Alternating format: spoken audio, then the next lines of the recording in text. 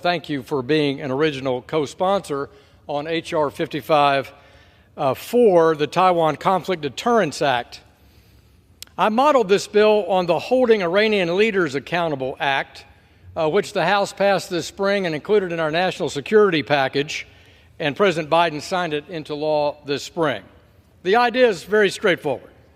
If we want to see the world's communist and autocratic dictatorships change course, we must expose their wealth, corruption, and financial privilege of their elites to the citizens suffering daily under their rule. This approach certainly applies to China's Communist Party as well. The CCP leaders sit atop an authoritarian state littered with cronyism, kickbacks, graft, bribery, and a colossal misuse of public funds.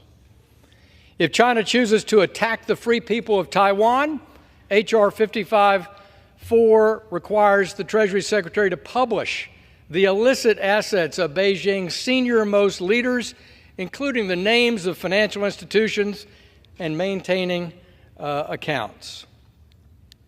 As Mr. Sherman noted, our 1979 recognition of the government in Peking, now Beijing, rests on the foundation that the future of Taiwan would be determined by peaceful means, and that any other method, including boycotts or embargoes, is considered a threat to peace and security in the Western Pacific.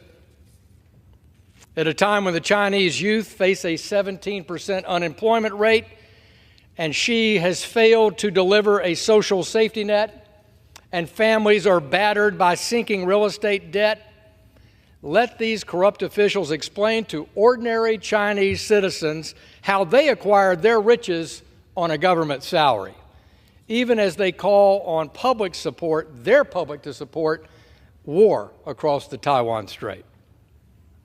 But this bill goes beyond just naming and shaming. It will also cut off access to the United States financial system for those CCP officials and their immediate family. This point's worth highlighting in order to convey the costs that Beijing will bear if they impose an embargo, boycott, or launch military action. Blocking Chinese leaders' use of the dollar will certainly be mirrored by restrictions from other major economies as well. And for Chinese officials whose families profit from their ill-gotten gains, they too will find the world becoming a much smaller place. In 2012, the Washington Post reported that most of China's Politburo Standing Committee have children or grandchildren studying here in the United States, including CCP Chairman Xi Jinping. Such privileges will be put in jeopardy if China decides to act against Taiwan. H.R. 554 guarantees it.